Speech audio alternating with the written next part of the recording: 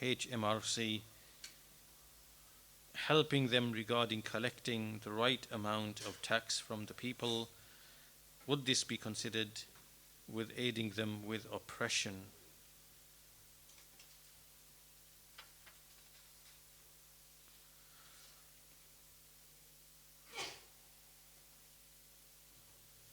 There are multiple issues here. So first of all, as we said in the lesson, we have to have the factual reality of how things operate in these Western nations. Now, before I come to that question, let me just go very quickly tell you Islamically what is permitted as far as taxation is concerned. So the Muslim scholars have discussed this issue, and the essence of the issue is as follows: that apart from obviously the zakah, the obligatory zakah, and likewise anything voluntarily you give as sadaqah, any type of taxation on the wealth and the property and the fruits of the labor of the people is unlawful. It's haram. And in fact, there's specific hadith prohibiting and warning and threatening against the taking of mukus, like taking taxes. However, there are some scenarios in situations in which the ruler is allowed to impose taxation. And those scenarios and situations could be, for example, there could be a war that the nation needs to engage in, and there isn't sufficient money in the treasury in order to wage that necessary war. It could be there's a disaster, for example, a flood or a famine or something, and there isn't enough in the treasury for the authorities to address the needs of the people. So for a defined period of time, there's a defined period of time in which the ruler is allowed to impose taxes upon the people in the way that he sees fit to address that shortfall or that shortcoming. However, it must end when the emergency ends. Right? So this is the essence of what the Muslim scholars have said on the issue of taxation by a Muslim ruler. Now, as you can clearly see, Islamically speaking, there's a huge difference between what happens Islamically and between what is happening in most of these Western nations, because we have to first understand how these Western nations, how they operate, how the economy, how it functions, right? So how it functions is that there are private central banks which are owned by private corporations and private families who don't really know who they are. So what they do is they issue money and they create money and they loan it to governments to run the economy, right? So they will create the money supply and they will say, right, okay, the UK government or the French or whatever, he's like, we just printed for you, 10 trillion or whatever trillion or 5 trillion, whatever, for the whole of the UK economy.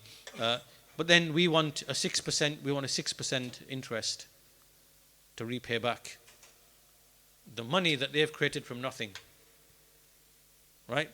So the government has to collect a percentage in taxation to pay back to the agents of the bank, who are the tax collectors, the revenue collectors. So they have to now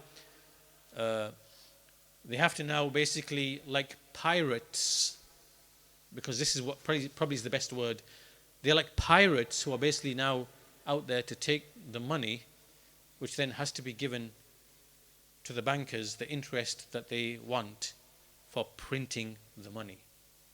So really, the reality, and we know that they all talk about democracy, freedom, equality, liberty, fraternity, and all these lofty slogans, but that's all nonsense, right? The way that these nations have been run, basically, it's like a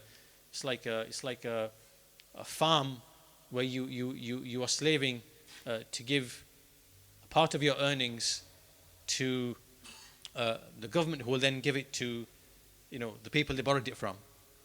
And then, so really it's like a free range type of like slavery, like the slavery where you've got the chains on your feet and you're tied in the plantation or whatever, and you're slaving away, and then you give a bit of food and a bit of this, whatever. There's that type of slavery, but it didn't really go away. There's like the modern free range, like like the chickens go out now and they're not in the cages. You let them go out and have a bit of freedom, but there's fences still, right? So now you have like we now in the modern era we have a better way of life. We have houses, we have cars, we have we can go to parks, we can do this, we can do whatever, we can do all that, but fundamentally the situation is pretty much the same, right? Where you are slaving away and the fruits of your labor are raided, only to be given to the bankers. So if you ask yourself, the national debt, how is the US owing 34 trillion? Like, who's it owed to? And how has this debt even come to be? Who are we owing the 34 trillion to? But that's how it's working. It's owed to the private central bankers whose identities are hidden. And everything, taxation, all these laws and codes that they put in, a fine for this, a fine for that, this regulation, that regulation, whatever. It's like wealth extraction going upwards, and it's a theft of your property. That's how these Western so-called social democracies are operating. It's not freedom, it's not democracy, it's just theft of property. And did you know that around the 15th century, 16th century in England, when there was no usurious banking, this was like the most affluent time in the British Isles, where average workers, like just average common, like your farmer, like your blacksmith, like this, whatever it might be, he would only need to work, I think, maybe 150 days of the year.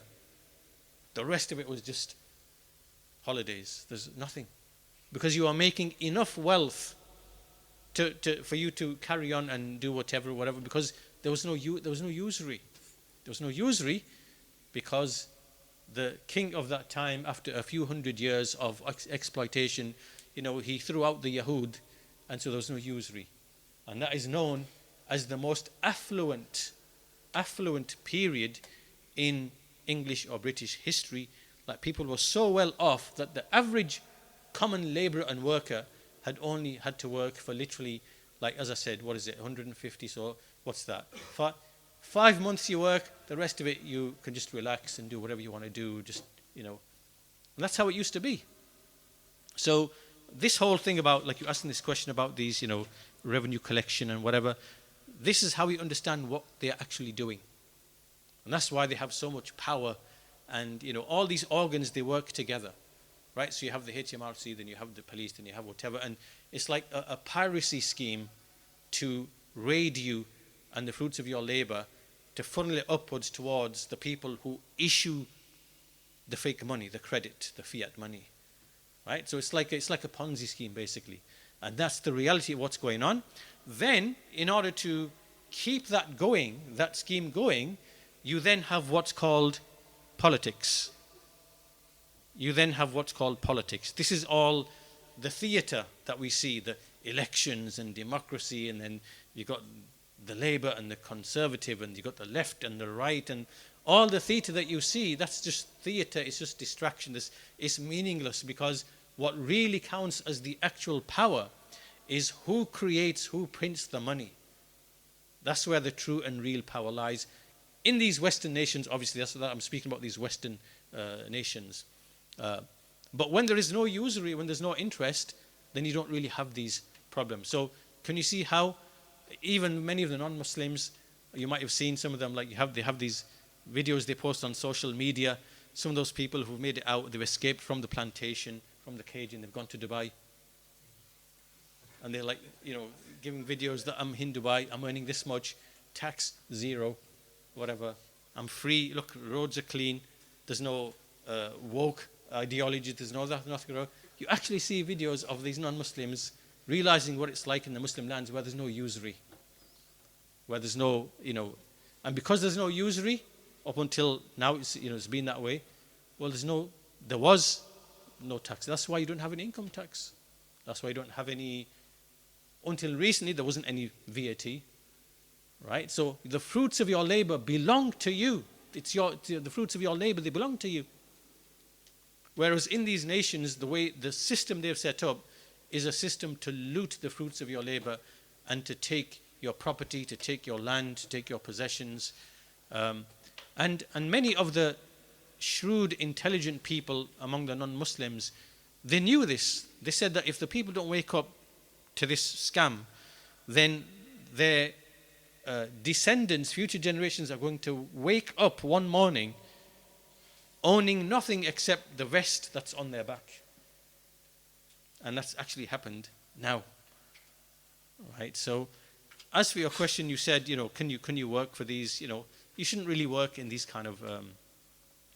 Obviously, by necessity, we are forced by necessity to pay all these things. That's just the nature of the system that exists around us. It's not, we can't really escape it. But ideally, you shouldn't be in these types of occupations.